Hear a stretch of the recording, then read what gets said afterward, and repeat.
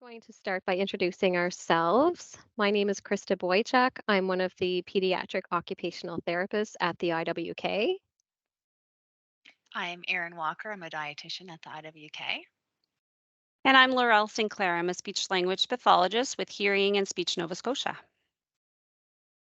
So, this is a presentation that is based on multiple feeding approaches that have well documented success. And I would like to start by acknowledging that we are in Mi'kma'ki, the traditional and unceded territory of the Mi'kmaq people.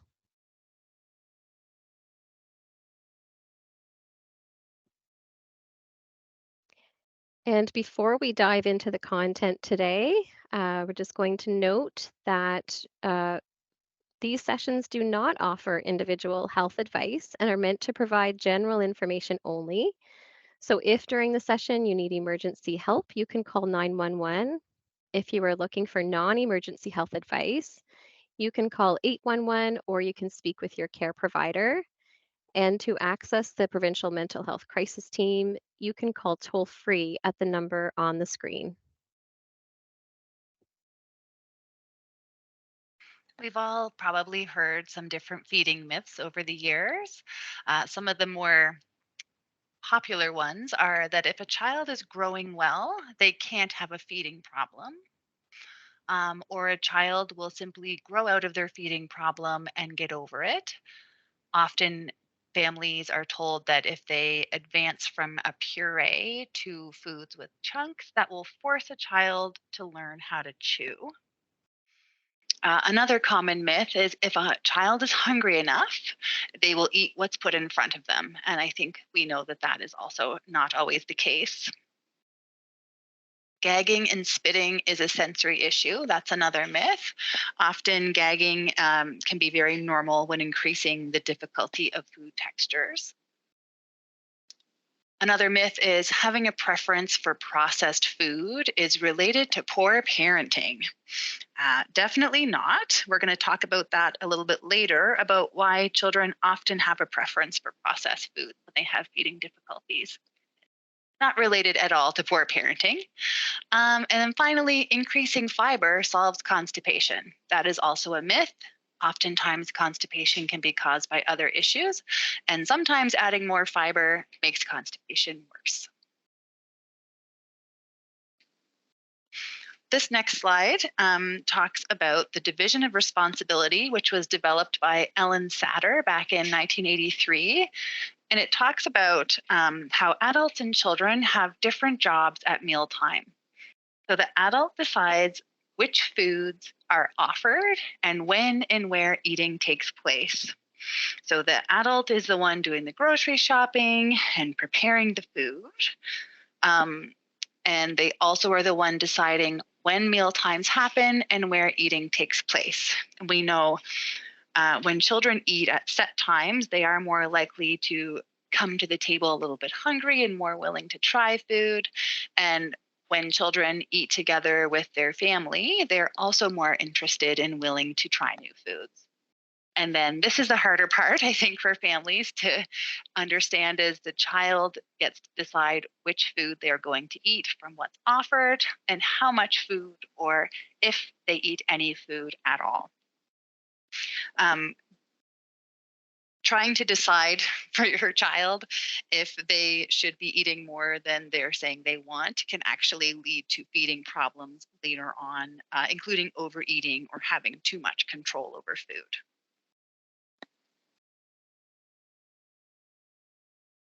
Another myth that we often hear is that eating and feeding skills just develop quite naturally.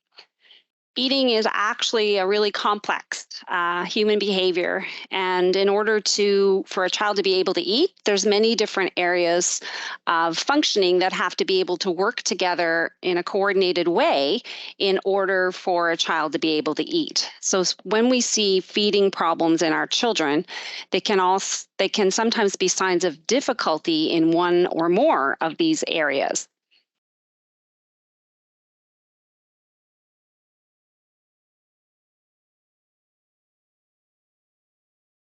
We do know that eating skills do not develop naturally. Eating is an instinctive behavior for only the very first few weeks of a child's life. And eating requires involuntary reflexes in an infant between the ages of about 1 month and 6 months. But after 6 months of age, eating is a skill that is learned just like other skills that our children learn.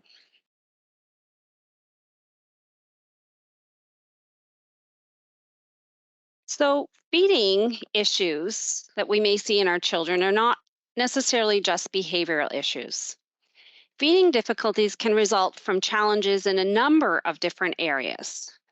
Some of those include medical related issues, behavioral issues, sensory differences. We know that learning to eat involves not just the mouth, but all of the organs, internal organs inside, and the external systems and muscles, as well as all of the senses. The way that a child learns to eat can also be influenced by how they learn, so their learning style, the stage of development that they're at, as well as their nutritional status and the environment in which they're learning to eat. So, again, eating is really a complex behavior involving many of the different organs in the body and both the external and internal muscles in the body, and it involves the way that we learn.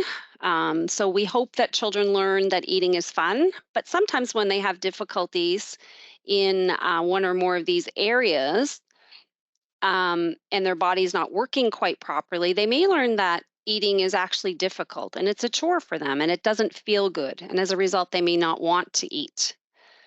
There's certain developmental stages that we expect a child to go through in terms of transitions when eating can be better or worse for our kids. And certainly the nutritional status of our children can have an impact on their eating. So if they're not getting adequate calories, they might have poor strength and actually endurance for eating.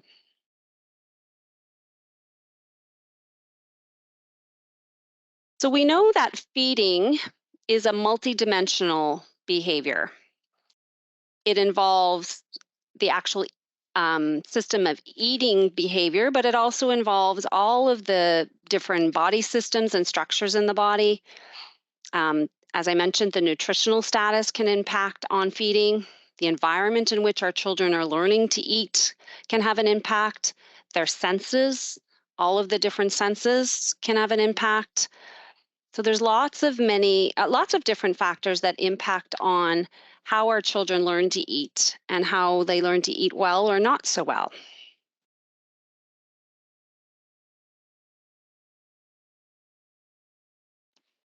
There may be some reasons for you to talk to your healthcare provider.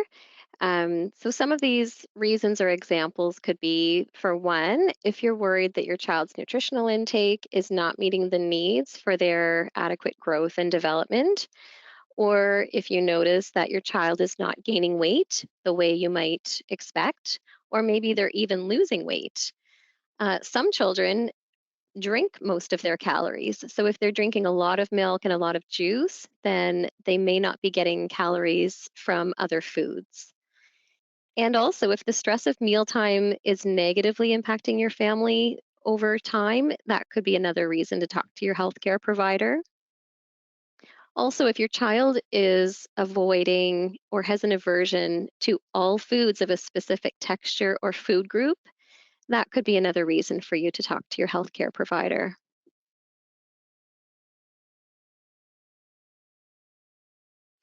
Some other potential medical considerations to think about that can impact feeding. You may have heard of GERD, so that stands for gastroesophageal reflux disease, which is when a person or a child eats and some of the digested or partially digested food can start to come back up the esophagus. It can be very uncomfortable for a child.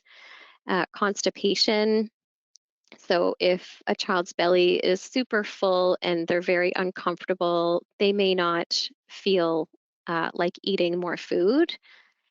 Some children might have some dental issues, so they might have some cavities, or their teeth might be sore, chewing might be sore, or eating or drinking foods that are acidic could be painful if they have some issues with their teeth. Even things like food allergies or intolerances can affect what and when and how a child eats their food. So, what can happen is if a child is in pain or really uncomfortable when they're eating, they could become conditioned to a pain response. So they may learn that eating is associated with pain, and therefore, then eating can be something negative for them, which can carry over to every meal, possibly for them. So, on this slide, we're talking about the texture of food and the feeding skills your child might have at a particular stage of development. So, textures of food include liquids. So, it could be thin liquids like water or breast milk, or thick liquids like a smoothie, and solid food, which are broken into such categories as purees, lumpy purees, mashed food or soft cubes, or table food cut up in the way that the entire family, including adults, might eat. Some children might have immature oral motor skills or swallowing skills, and these skills are often linked to fine and gross motor skills. So, knowing their motor skills can help to identify where they might be expected to be with their feeding skills. So, there's a saying that we have: you walk like you chew, and you chew like you walk. A child who is still developing head control and trunk control would not necessarily be expected to chew or eat solid food.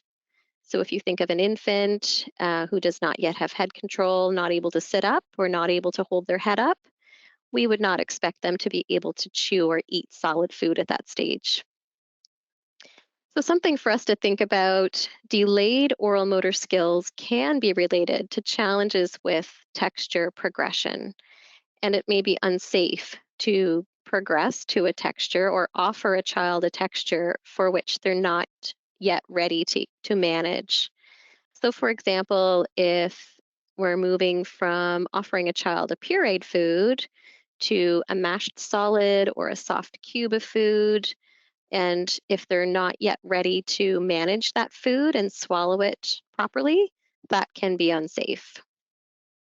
And a little note on gagging. It mentions gagging is normal when increasing the difficulty of food textures. So you may notice your child when you're first introducing a puree or first introducing a soft cube of food, a little bit of gagging is normal, and they're figuring out what to do, how to manage that food in their mouth. And gagging is actually a touch based response due to the food on the top of the tongue. And it's a common response kids may have when presented with new food textures. So, over time, if you're noticing that your child is continuing to gag, then that could be an indication that they may need to go back to the previous stage or the previous texture, which they can more readily manage. Or they may have some sensory processing differences with that texture. There could be other reasons, but that could also be a reason, if the gagging continues, to reach out to your care provider.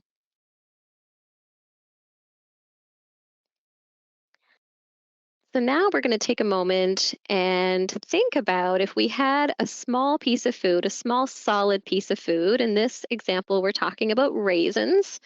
So, as you're watching this presentation, if you have something nearby, maybe a piece of cracker or a raisin or something small, I'm going to ask you to put that in your mouth and to pay attention to the first thing you did with your mouth when it goes into your mouth. So, for example, I'm sitting here at my desk, I'm putting it in my mouth,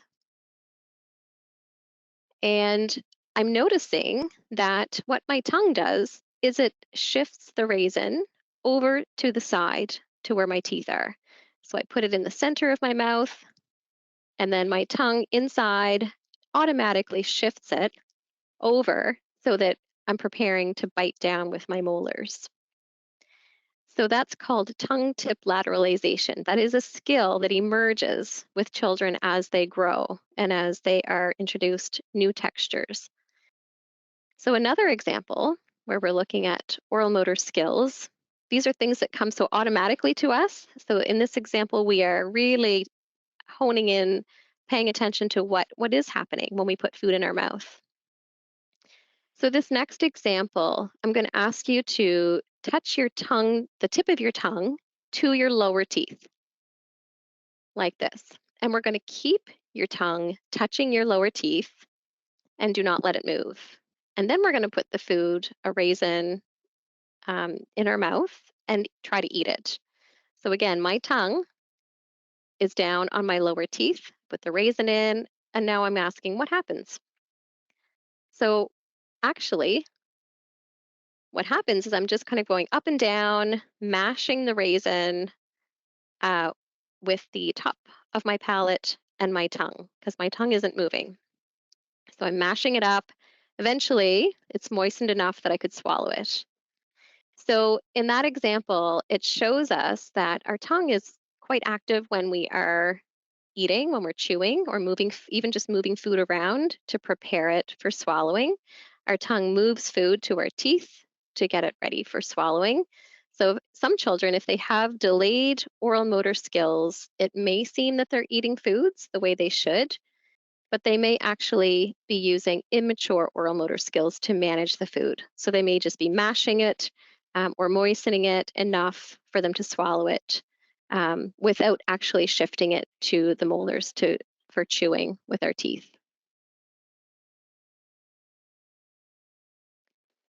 So meal times, sometimes we talk to families and we hear mealtime can be stressful. And so there's reasons for this. As children are learning to eat different foods, different textures, it can be stressful. And what happens when we are stressed, whether it's a child or as parents or caregivers, whenever a person is stressed, adrenaline, the hormone adrenaline, is released. And this can lead to appetite suppression. So, also with stress, a child shifts into that react mode versus their learning mode. So, it's like that fight or flight response. So, when a child is in that fight or flight response, it's a lot more difficult for them to learn or to focus on that new food or that new texture. So, the stress of mealtime can actually create that cycle of appetite suppression. So then it just seems like your child does not want to eat. So now we're going to think about some ways that we can lower stress at mealtime or prevent the stress at mealtime. So thinking about things like how can we create a calm, relaxing eating environment for our children? Some of those things we can do. One is if we have all meals at a table when possible, and we're going to talk in the later part of the presentation about positioning and things like seats and chairs. Um, but if we think about eating, whether it's at a table or sometimes it's even on the floor, some families eat on the floor sitting on cushions, or maybe there is a low table. But eating together around a table is a nice way to create a calm, relaxing eating environment. And if we model the behavior you want to see, so as adults or caregivers, if we're trying new foods and enjoying a variety of foods, often our children will be also interested in trying new foods. And if we're sitting at the table or on the floor around the table with your child and they can watch you eating your food and enjoying your food, that can be a nice way for them to learn about that food. And also, if we try to limit distractions with our society, with all of our devices, mealtime can get quite busy with lots of distractions. So if we try to keep toys off the table, TV off, phones and tablets and devices, if we try to keep them away from the table and off, that can help our children focus on the food and the meal. Some families will say, well, I do use a tablet a lot for my child to sit at the table and to keep him kind of busy or her busy and not just and not from leaving the table. So if that's the case, then try to gradually reduce the use of the screens at at the table versus cold turkey, because it can be quite disruptive for your child if that's something they're really used to doing. So just start really gradually to phase that out. So a little bit more about how can we reduce the use of the screen and device at the table, because this is something that we hear commonly from families. And a few things that we can do. One is if your child is positioned properly at the table, it helps them to remain seated and comfortable at the table. So, for example, if your child is sitting in a seat and they're pulled in nice and close to the table, or they have a tray, some children are in a little booster and they're buckled in for safety. And it also acts as a physical prompt for them to realize that, oh, it's time to sit at the table, it's mealtime, we're eating, and now I sit down. Also, if you join your child at the table, as we mentioned earlier, to interact and eat with them. So maybe it's having some pleasant conversation or singing a nursery rhyme or talking about the food and giving them your attention, having making eye contact. That's a really nice way for them to enjoy being at the table without needing a screen or a device. You can engage the child too with a fun placemat or a small toy, which can be faded out over time. So maybe we do need to find some ways to make it enticing for our child to sit at the table. And if it is a toy, we can over time we can fade that out as they learn to sit at the table without a screen. As we're fading out using a screen, if we use a game that might have a finite end time, for example on a tablet, or if we mute the sound, those are ways that might make it easier for us to turn off the screen and put it away so that they learn, okay, now we're done with that, it's time to eat. So next we're going to talk about positioning and how a child, how their bodies are positioned for eating. So yes, a little bit more on some strategies to reduce the use of screen time at the table. One strategy that we often use is trying first then. So first we're going to talk about the carrots or take a bite of carrot, then we'll play the game. So trying to ask your child to do something without the screen, whether it's looking at their food, trying their food, and then they get the screen. And using a visual timer to set limits around how long the screen is available is also helpful. So your child can understand, oh, in 3 more bites, I get my screen, or in 5 minutes, the screen is going to turn off. So, visual ways for your child to know how long the screen is available. And we can gradually decrease screen time by either starting or ending the meal without the screen. Or again, if we think about gradually lengthening the time they sit at the table without the screen. So maybe it's only 30 seconds to start, and then we work toward 1 minute, 2 minutes, and maybe work up toward 15 to 20 minutes.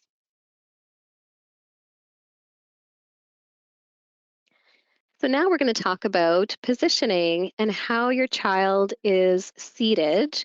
This can have quite an impact on their comfort and on their success with eating when they're either learning to eat a new texture or even learning to feed themselves. When a child isn't positioned properly to support them for eating, they have to focus on keeping themselves upright. So we call this postural stability. They have to think about keeping their trunk upright and straight along with eating that food. So in this diagram, we look at this child sitting on an adult-sized chair at an adult-sized table. We notice there's no back support. And so we notice the potential there for slouching and for sliding toward the front of that chair. Also, this chair's legs are dangling, so this child may feel really unbalanced and not very stable. So they're really having to concentrate on staying on the chair, possibly. Also, we notice that they're too far away from the table. So if we think about our table or our food being farther than arm's length away from us, and we have to reach in, that's another another demand that we're being asked while we're trying to eat our food. Also, the child is seated too low in relation to the table.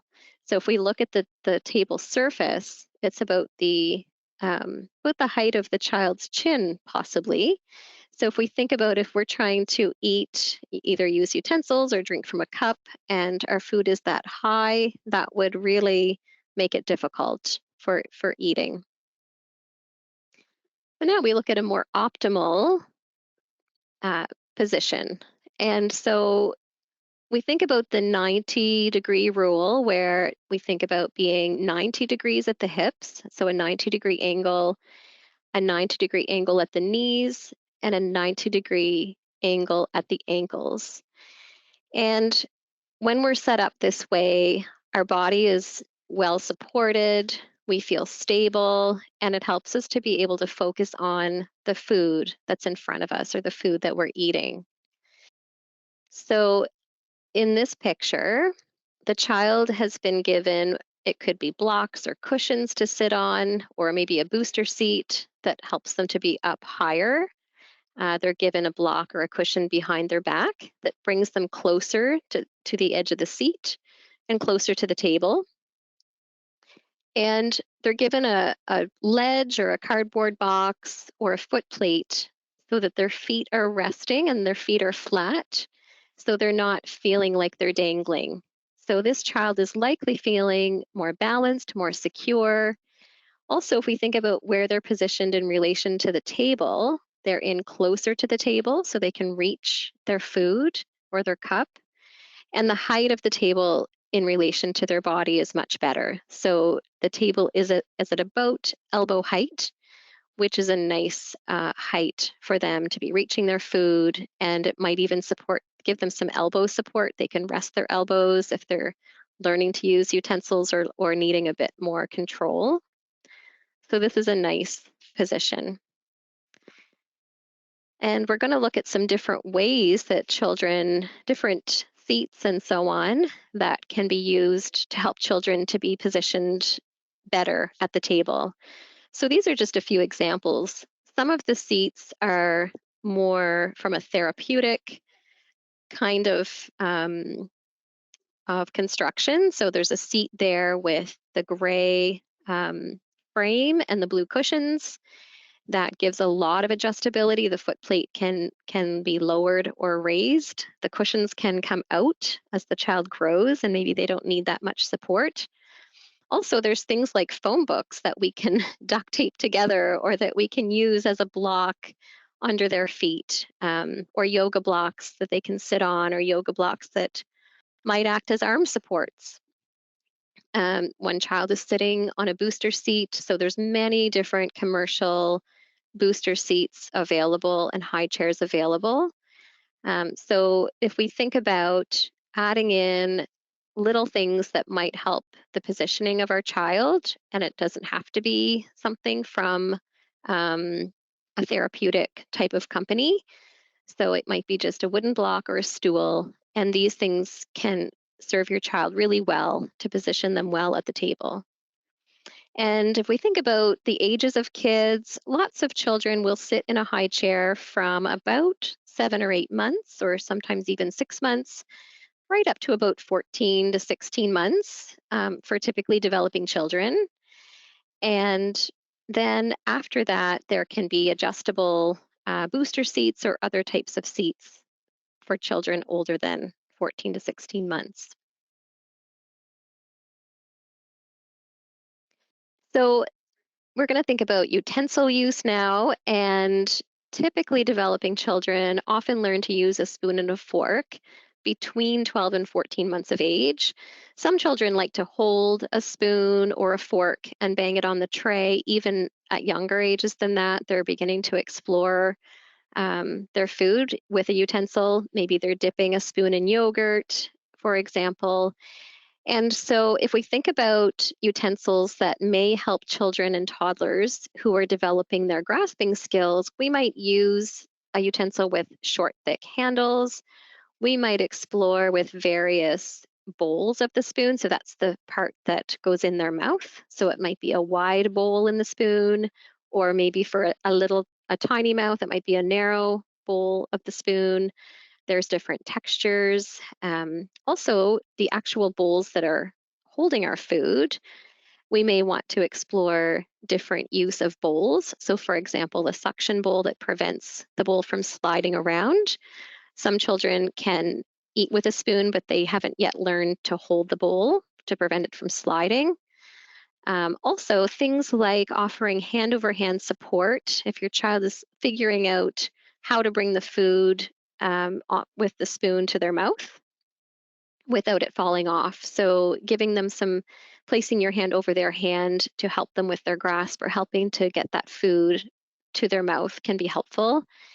And those supports can be faded over time. Or if you're giving them verbal prompts, like hold your spoon this way, those supports can be faded over time. Remember to give your child lots of praise and lots of positive comments and eye contact, even when they're trying to use a utensil, even if it's messy. It can be a messy business, but if you give them lots of praise and positive comments, this will encourage them to continue trying and to keep using their utensil. So in this picture, it's just a um, some fun examples of different types of utensils for toddlers and young children who are learning to use them, and some different bowls. Some of these bowls and plates have sections. Some children like to have their food separated into sections. So there's some examples of that. You'll see some curved handles in different ways, and some of the spoons that have the bumpy texture that allow them maybe to feel that in their mouth even more. So it's a nice thing to explore what type of utensil your child may have more success with. So you may notice that your child may eat in some places and not eat as well or as much in other places. So we're talking now about different environments where children eat. And some children may not eat initially when they start a new daycare or a new school. They may be very distracted. We talked earlier about stress at meal times and how stress can lower appetite or suppress appetite. And if we think about a child starting a daycare or a new school, there can be a lot of stress attached to that as they adjust to that new environment. So, again, if we think about ways that we can set them up for success in that new environment, consider proper positioning at the table. And also, something like a visual schedule of the daycare or the school routine may help. So, it may be pictures showing what is happening for them at each stage of their day. So, for example, we come in, we sit for circle time, we have snack, we go outside. For a child, if they know what to expect, it can lower their stress. Also, as caregivers or teachers or parents, initially it's wise to lower our expectations as far as what our child might eat at daycare or at school, and instead to look at what the child eats for their entire day. So they may eat a lot at breakfast, they may eat a lot at supper, maybe they don't have a lot at lunch or at snack at daycare or school. But if we look at what they're eating in an entire day or over the course of a couple of days, then we may realize that they are doing quite well with their intake. Also, we can allow our child to take maybe a familiar item to daycare from home. So maybe it's their favorite cup or a dish or a spoon they really like. And that just may help them to feel that familiarity from home. And if the food is cooked on site, you could also speak with staff. There are times that maybe the presentation of the food can be changed, or possibly if your child has certain preferences, there are times that the staff can offer foods a certain way or certain foods for your child. So, those are some ways that you might make it more comfortable um, for your child and for them to be set up for successful eating at that new environment.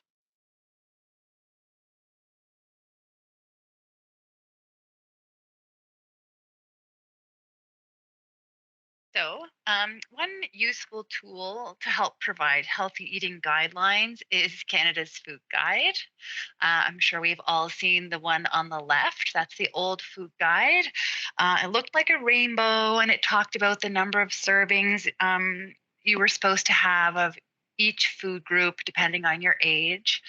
It was very prescriptive, and it definitely didn't reflect a lot of cultural diversity.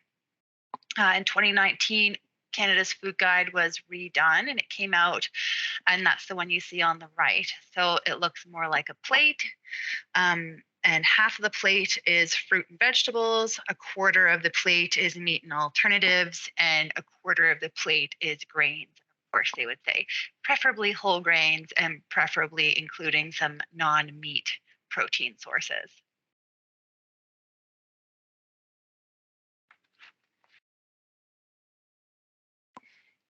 The new food guide came out in 2019, and it acknowledged that healthy eating is more than just the foods that you eat.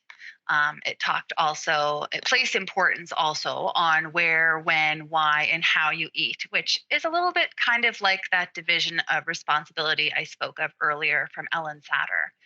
Um, it speaks a lot about being mindful of your eating habits, cooking food more often, enjoying your food as much as possible. So maybe not sitting at your desk or looking at your phone while you're eating, but trying to enjoy the entire experience of eating, not just focusing on the exact food that we're giving. And also the importance of eating meals with others.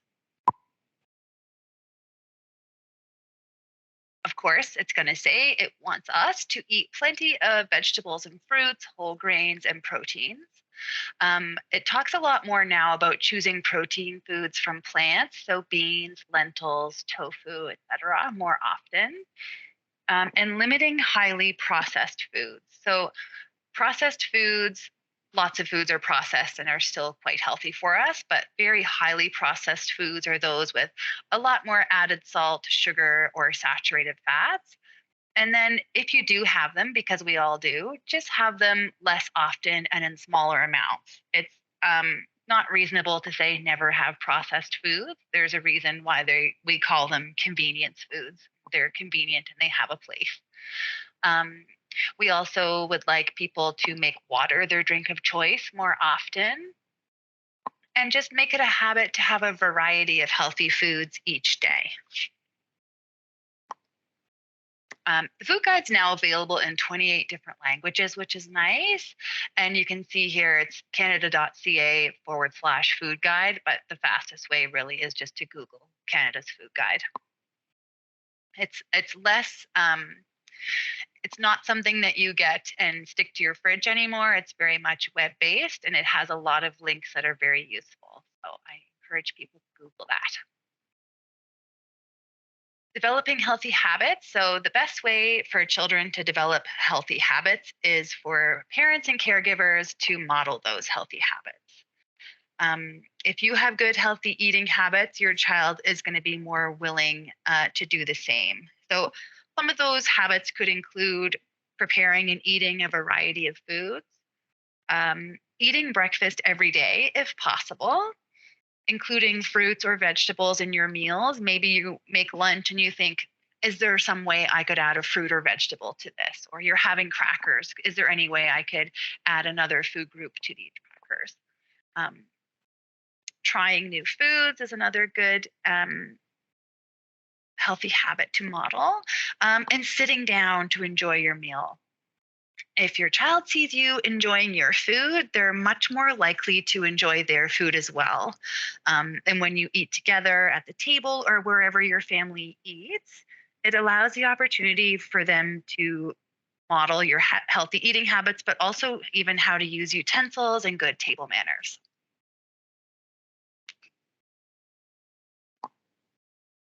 Continuing on, you can involve kids in meal prep.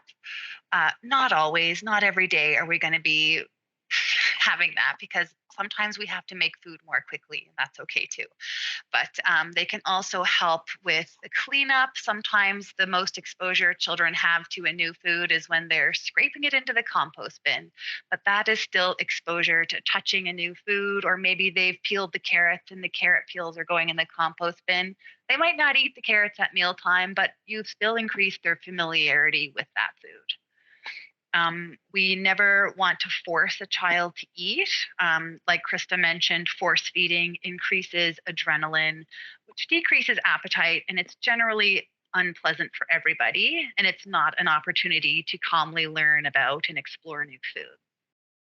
And Krista also spoke about looking at the whole day versus one meal for someone's intake. So it's it's helpful to think, okay, they did have lunch at daycare, they had a good breakfast, they've had their snacks. So if supper time isn't ideal and they haven't eaten everything you've offered, that's not their only opportunity for that day to have taken in food and nutrients.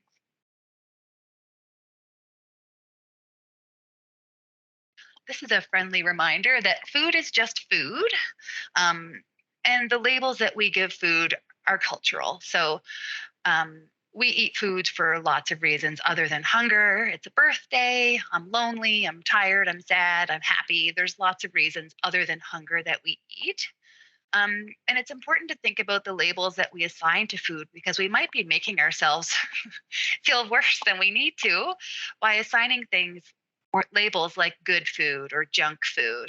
And even saying breakfast foods. Well, eggs are breakfast food and we can't have them at supper time. Well, you're still being nourished by eating eggs and bacon at supper time or having a plate of leftover spaghetti for breakfast. Both are still nourishing meals, and those labels that we kind of think like, oh, we don't eat spaghetti at breakfast. That's really just a cultural label that we've applied.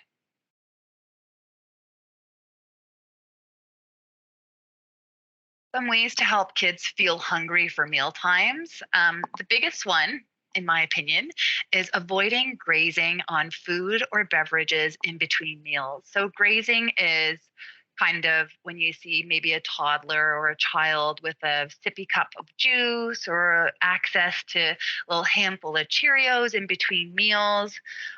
When we do that, we don't allow their little bellies to empty and feel a little bit hungry, and we want them to come to the table a little bit hungry and ready to eat at the next meal or snack time. So avoiding grazing is a great way to help with that. Also, employing a kitchen open and kitchen closed style of feeding. So between meals, we don't leave trays of food out hoping that the child will sort of wander over and graze a little bit. Meal times, 30 minutes is a great amount of time maximum that someone should be eating their meal, ideally for a child, especially. And snacks can be 15 minutes or less. We don't want them sort of slowly grazing on that snack for 2 hours because they're not going to feel hungry when their meal comes. So that hunger wave leads to greater intake and more variety tried. So the hungrier you are when you come to the table, within reason, we don't want you to be hangry, but hungry, the more likely that a child is going to try a new food and they'll eat a little bit more. Using a timer can help children know when the meal or snack is going to end. It can also help them know when the next meal or snack is coming. And similarly, the use of a visual of a mealtime routine can help make it clear and predictable for a child. So the visual schedule, such as setting the table and sitting down to eat, and then we're cleaning up, it gives them a clear beginning, middle, and end of what a meal or snack will look like.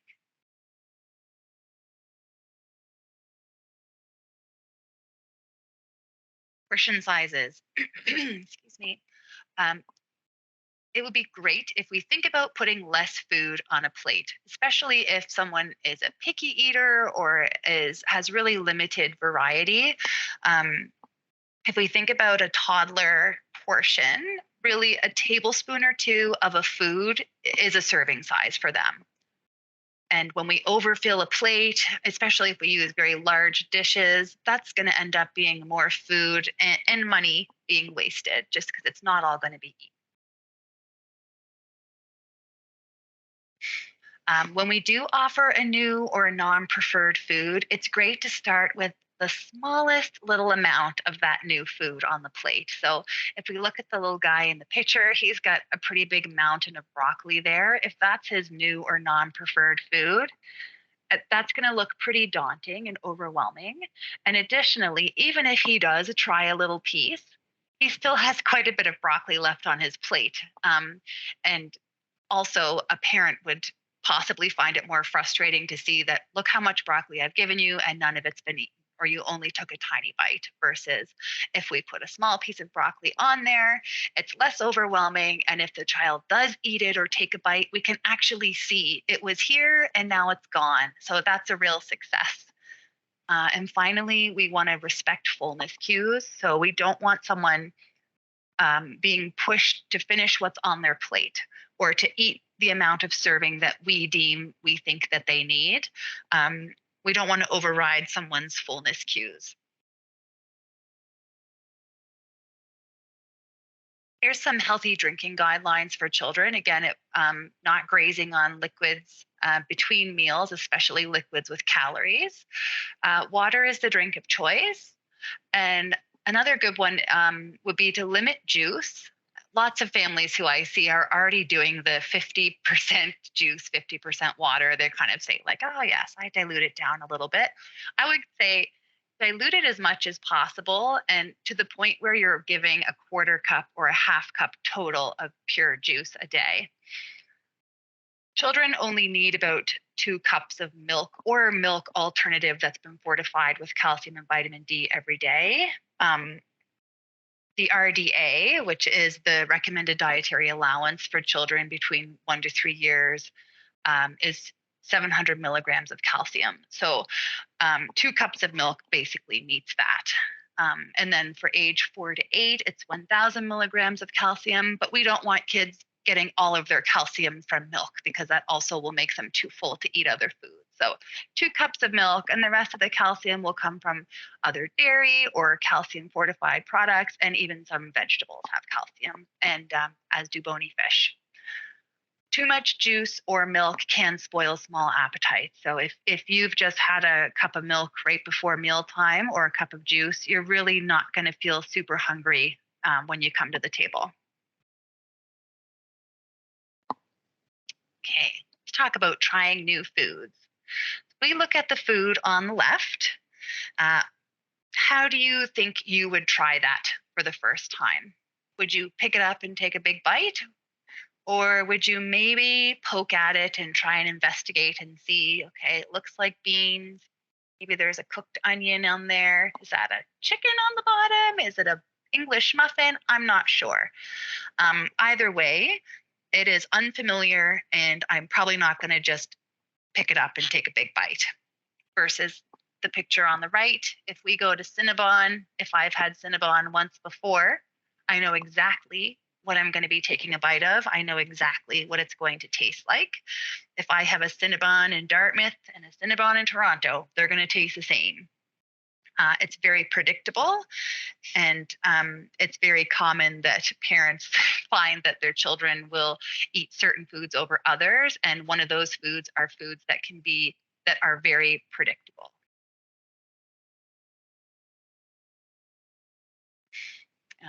For example, we would all love our children to eat fresh fruit and vegetable, but these fresh fruits and vegetables are also very unpredictable in texture and flavor. So if you think about eating grapes, when you first buy grapes, they're probably a little bit crisp and juicy. And then the next day you take some grapes out of the fridge and they're a little bit wrinkled, and maybe one of them has some mold that you didn't know about.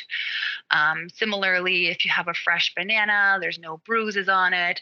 And then the next day you have a banana from the same bunch. Well, now it's a little bit more brown and the texture has changed.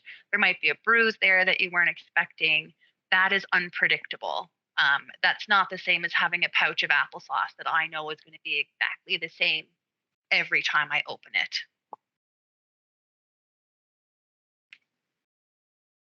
And similarly, lots of children have preference for processed food or fast food for the same reason. It's predictable, it always tastes the same. I see lots of parents who say, he loves chicken McNuggets. So I went home and I cut up chicken and I breaded it and I baked it in the oven and he would not eat it. Um, that's because chicken nuggets that you make at home are not predictable. So you can see the ones on the right have darker spots and lighter spots. They're not uniform in texture. And I would make a guess that the texture inside the chicken is actual piece of chicken breast or chicken thigh compared to the chicken in a McNugget, which has been um, not pre-digested, but processed to be soft and the exact same consistency at all times. So again, chicken nugget in Halifax, McDonald's is going to taste just like a nugget at the fast food restaurant in Toronto. They're always predictable and unchanging. So it's so common to see kids with this preference. And it's not because of bad parenting, it's because even if you buy the same package of chicken nuggets that you bake yourself, what if you heat them at a different temperature or you leave them in the oven for a couple more minutes? It's not going to be the same. And now I'm going to hand it over to Laurel to talk about food jags.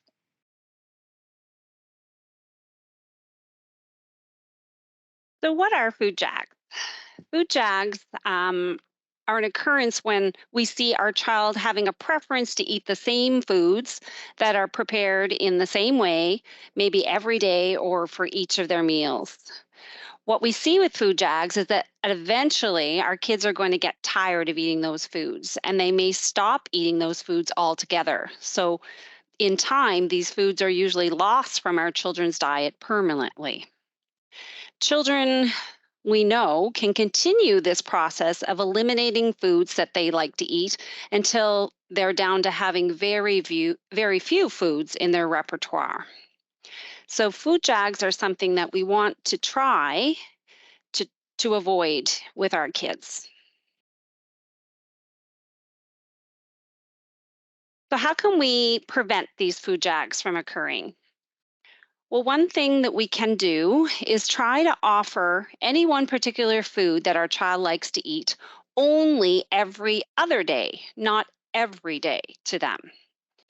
So, children, as we said earlier, should be eating anywhere from 4 to 6 small meals and snacks throughout the day, every 2 or 3 hours. So, at different meals, ideally, what we want to be offering is different foods. Um, So, if our child does not, though, have a wide enough food range to eat 3 different foods across each of the 5 snacks and meals throughout the day, then we recommend that you would change at least one sensory property of that preferred food every time you serve the food.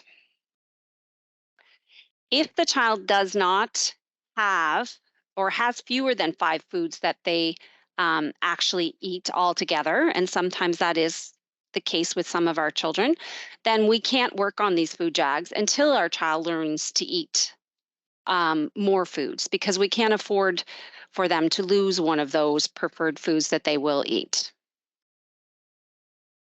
So, in order to change the food so that we're looking at increasing the variety of foods that our kids are eating, we want to think about making very small, very gradual, very slow changes to that preferred food.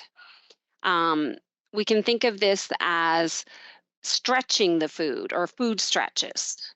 So, we may start with changing. Something about the shape of the food.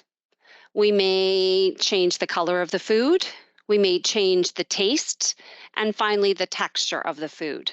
So, again, The change should be large enough that it is noticed by your child, but small enough that they will still actually eat the food once that change happens. So, starting with the shape of the food, maybe we could cut the shape using a different shape, um, like with cookie cutters, so that they look different. They're presented differently in shape. Maybe we could add some food coloring to some of their favorite foods. So again, they look different. Maybe we add a different flavoring to their food. Maybe we add spices or we add some cheese that they like or a new sauce to change the taste. And finally, we could change the texture. So perhaps if it's eggs, for example, we might offer eggs in omelet form as opposed to fried eggs. So at first, our kids might resist any type of change to their food. And so the idea is that we want to very gradually make the changes so that they're just noticeable changes, so that they won't get too upset and may still be willing to eat the food. Because if we start with large changes to the food, they may decide that they're not actually okay with that at all and decide that they're not going to eat the food. So when we think of those strategies for shifting or changing the foods, maybe we start with changing the packaging slightly. Or if you're used to offering the food like a yogurt in a particular package, maybe we take it out of the package and we offer it in a bowl. Or maybe we look at changing the bowl or the dish or the utensil that's offered. So maybe it's a different color than the one that they're used to having. Maybe we change the orientation or the positioning of the food on the plate or in the bowl so that it looks slightly different. Again, we could use some of those cookie cutters to alter the shape of the food. So, or we could cut it differently. If we're used to cutting a sandwich in halves, maybe we cut it in quarters. We could add food coloring to a preferred food to change up the color, maybe even changing the temperature of the food so that we're offering a food that may be warmer or cooler than it's usually offered. Changing the texture by adding or changing, adding the taste and texture by adding something to the food will make a very gradual taste and texture change to the food. So, in this example, we're going to talk about Jamie. And Jamie is a little person who likes to eat French fries. And Jamie wants to eat French fries every day for dinner. So, if Jamie refuses all other foods that are offered and will fall apart if not given French fries, his parents could offer the French fries, but they could change something about the fries each day or over the course of a couple of weeks so that they're presented differently. So, maybe week one, you could look at changing the shape of the fries.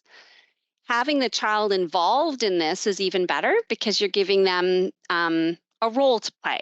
So maybe Jamie and his parent could cut the fries differently each day of the week until he will allow the fries to be presented already cut by his parent into a different shape. Maybe in week two, we could look at changing the color of the food by adding different food colorings. And again, having Jamie do that, adding food coloring to the French fries to change up the color. In week three, we could look at changing the taste of the French fries, maybe by adding something like ketchup or salt, or alternating both of those until those changes in taste are tolerated. And then in week four, you could look at changing the texture, maybe by actually mashing one end of the French fries, or maybe cooking them longer one day so they're a little bit crispier or crunchier. So, again, all of these changes we want to happen slow and gradual so that our children are able to accept the changes. And if possible, involving them in making these changes to the food is helpful as well. So we like to ask the question when we look at this picture, what do you think about when you look at the image on this slide? What's your first reaction? There is no right or wrong answer to this. Um, but when we look at this, some parents might think, "Oh my, what a mess! What a disaster!" Um, they may see a child who's throwing their food, making a real mess. Um, but what we do know is that touching food, playing with food, becoming covered in food is all part of how children learn, how they learn to accept new foods. So, touching food, playing with food, exploring food is all a natural process of learning to eat foods. So, even though we may think this child is in quite a state here, it's a very normal process for our children when they're learning about the properties of food to touch it, explore it, play with it, and become covered in it. So when we think about how can we support our children in learning about new foods, because we all want our children to learn to try new foods. So we want to think about the process of learning to eat new foods as a journey.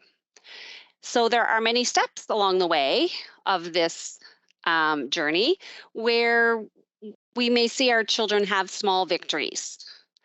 The small victories may look like anything from learning to accept the food. And what do we mean by accepting the food? Well, we mean tolerating the food. And that may be a very gradual process whereby the child first learns to tolerate that the food is present in their space across the table. So maybe it's not directly in front of them at first, but they can accept that there's a new food on the table and it's across the table from them. And then as that becomes more acceptable to them, maybe we gradually move that food closer and closer to them until they're able to tolerate the food being right in front of them in their place. Gradually, once they're accepting the food, we may see that they learn to start to interact with the food, maybe by touching the food.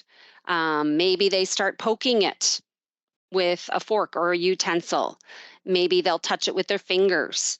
Maybe they will help with serving the food to other people at the table using utensils.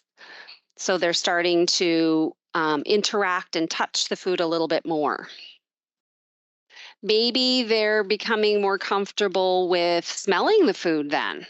Maybe they will tolerate the smell of the food being cooked and then the smells of the food that are presented directly in front of them. And you may actually see them lean down or pick up a food to actually smell it. Then we move on to the next step of their journey, maybe to take a taste of the food. And maybe that might involve licking the food, picking it up and putting it to their lip. Maybe they might take a small bite of the food and then decide they're going to spit it out. Or maybe they'll hold it in their mouth for a few seconds and then decide that they're going to spit it out. These are all normal steps towards learning to taste these new foods. And then finally, when they're ready, they may decide that they're ready to actually take a bite of the food and eat the food. So, this journey is a slow and gradual journey, moving from acceptance all the way up to eating the food. So, what we want to keep in mind is that we want to meet your child where they are in this journey and celebrate each small victory. There's a number of stages that they need to go through. And so when they feel comfortable with one stage, like accepting the food, maybe then they're ready to move on to the next stage, like touching their food. So we want to meet where they are and just celebrate where they are. If we find that they're not tolerating this next stage, so maybe we've encouraged them to move from touching the food to smelling the food, but they're not quite there yet, we want to help them. Again, lower their stress level, as we've talked about earlier. We want to take those stress hormones down by returning to an easier stage. So, helping them move back to maybe just touching the food or accepting that it's there. It's a very gradual, slow process. And if any point in time we find our child is struggling as we're progressing through the stages, we want to always move back to an easier stage where they're more comfortable. As I mentioned earlier, with the image of the child covered in food, um, one of the myths that we sometimes hear is that children shouldn't play with their food. It's not okay to play with their food. But what we do know is that wearing your food, being covered in your food, is part of the normal process of learning to eat foods. It helps children learn about the physical properties of foods and the mechanics of eating. So it's all a normal, very normal process for our children to play with and explore their food. Um, in these images, you'll just see some different fun or different ways to present food that might make them more visually appealing to our children. So, again, presentation of foods, how they look, can be one of the factors that helps our children learn to accept foods and helps them move through those stages of learning about new foods. So, how can we support changes in our children's eating behavior? As I mentioned earlier, um, learning to eat is a behavior like many of other behaviors that our children are learning, whether it's toileting or learning to get dressed. Um, Eating is a behavior that they learn. So, we want to focus on giving them lots of positive attention and praise when they're willing to eat or try new foods. So lots of attention for the things that we want to see them doing. So when they're interacting with the foods, touching the foods, maybe smelling the foods or taking a bite of the foods, and eventually deciding to eat the foods, we want to give them lots of attention for that. Because the more attention we give them for that, the more likely they're going to continue to try. We also want to try to limit or reduce any attention we give for those what we might call off task behaviors that we might see happening at mealtime. Like maybe they're gagging when presented with foods, maybe they're making all kinds of faces when we offer foods, maybe they're throwing foods off the table. Again, trying to limit any attention that we give to those types of behaviors because we don't want to indirectly reward those behaviors by making a lot of by giving a lot of attention to them. And we talked earlier about using the first and then strategy around devices at the table. So, similarly, we might think about using this first and then strategy at mealtime. So, it might be first you take a bite of your carrots, and then you're offered something else you like to eat. You're offered a treat, you're offered a game. Maybe we blow bubbles, maybe you get to play with a toy. So, again, trying to reward this new learning of eating with something else and to try to help motivate them by giving them something that is preferred to help them keep learning and trying new foods.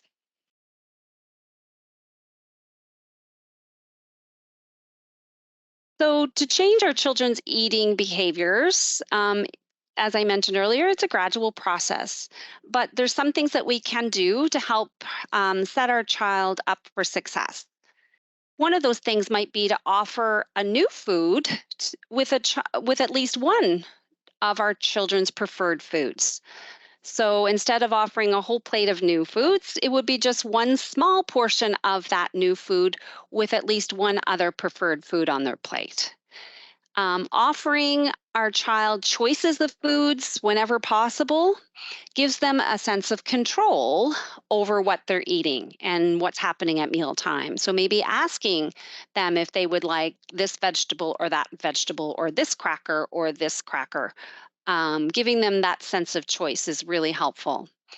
And as adults and caregivers, we want to be patient. What we know is that when children are learning new foods, it often takes 10, 15, maybe even more times of being exposed to those new foods before our children might actually decide they're going to eat that food.